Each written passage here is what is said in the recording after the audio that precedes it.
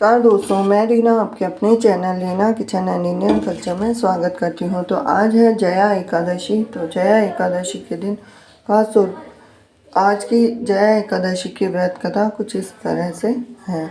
जया एकादशी इसलिए खास मानी जाती है क्योंकि ये सभी एकादशियों में सबसे ज़्यादा खास है और इस एकादशी के दिन खास तौर पे बहुत चीज़ों का ध्यान रखना पड़ता है। जिन चीज़ों में सबसे ज़्यादा है कि एकादशी का व्रत सर्वोत्तम व्रतों में से एक माना गया है, जो कि महीने में एक एकादशी आती है। उस हिसाब से पूरे साल भर में 12 एकादशी आती है। तो ये माघ महीना चल रहा है, तो आज पढ़ेंगे माघ मास की जया एकादशी की व्रत कथा। भगवान श्री कृष्ण कहते हैं कि राजन, इस कारण एकादशी का व्रत करना चाहिए। नरप्रेष्ठ, जहाँ एकादशी ब्रह्म हत्या का भी पाप दूर करने वाली है, जिसने जया एकादशी का व्रत किया है। तो इस साल माघ मास के इस शुक्ल पक्ष की एकादशी का व्रत 8 फरवरी को रखा जाएगा और इसे जया एकादशी कहते हैं। इस व्रत को रखने से पिशाच योनि से मुक्ति मिलती है। इसकी कथा इस प्रकार है कि युधिष्ठिर ने भगवान कृष्ण से पूछा कि भगवान, आप कृपा करके बताइए कि माघ मास के शुक्ल पक्ष की एकादशी को कौन सी एकादशी आती है, उसकी विधि क्या है, उसमें किस देवता का पूजन किया जाता है।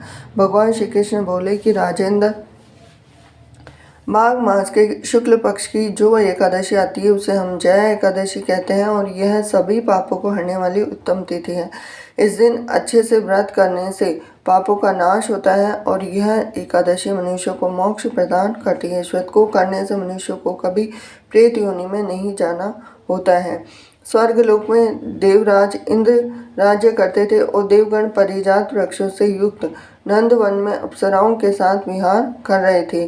50 करोड़ गंधर्वों के नायक देवराज ने इच्छा अनुसार वन में विहार करते हुए बड़े खुशी से नृत्य का आयोजन किया। गंधर्व उसमें गान कर रहे थे, जिसमें पुष्पदंत, चित्रसेन और उसका पुत्र 3 लोग प्रधान थे।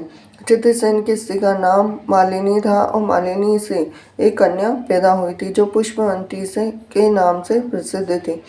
पुष्पदंत गंधर्व का एक पुत्र था जिसको लोग माल्यवान कहते थे। माल्यवान पुष्पवती के रूप पर अत्यंत मोही था।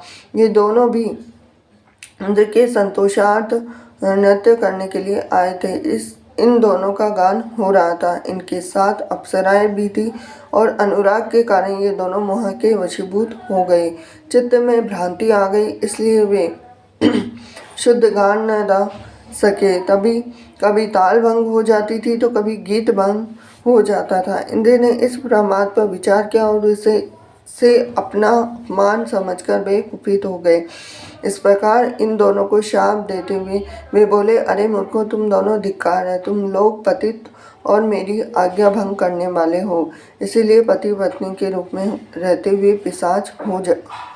इंद्र के इस प्रकार शाप देने पर इन दोनों के मन में बड़ा दुख हुआ।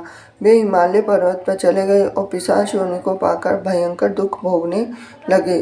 शारीरिक पातक से उत्पन्न ताप से पीड़ित होकर दोनों ही पर्वत की कंदराओं में विचरण करते थे। एक दिन पिशाच ने अपनी पत्नी पिशाची से कहा कि हमने कौन सा पाप किया जिससे कि पिशाच योनि प्राप्त हुई है। नरक दुख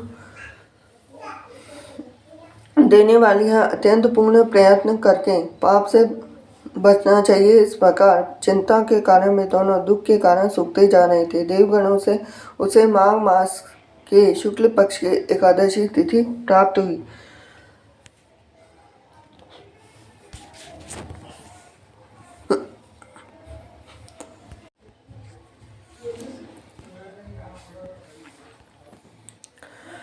तो देवगणों से उन्हें माघ मास के शुक्ल पक्ष की एकादशी तिथि प्राप्त हो गई थी। जया नाम से विख्यात वह तिथियों से उत्तम है और उस दिन उन दोनों ने सब आहार त्याग दिया। उन्होंने जलपान भी नहीं किया और किसी जीव की हिंसा नहीं की, यहाँ तक कि खाने के लिए फल भी नहीं काटा। दुखी होकर वे पीपल के पेड़ के पास बैठ गए। सूर्यास्त हो गए और उनके प्राण हर लेने वाली भयंकर रात्रि उपस्थित हुई। उन्हें नींद नहीं आई और वे रति या और कोई सुख भी पा सके। सूर्योदय हुआ और द्वादशी का दिन आया। इस प्रकार उस पिशाच दंपति के द्वारा जया के उत्तम व्रत का पालन हो गया और उन्होंने रात में जागरण भी गया। और उस व्रत के प्रभाव से तथा भगवान विष्णु की शक्ति से उन दोनों का पिशाचत्व दूर हो गया और पुष्पवंती और माल्यवान अपने पूर्व रूप में आ गए। उनके दिल में वही पुराना स्नेह उमड़ रहा था। उनके शरीर पर पहले जैसे ही अलंकार शोभा पा रहे थे। इन दोनों मल्हार रूप धारण करने विमान में बैठे और स्वर्गलोक में चले गए।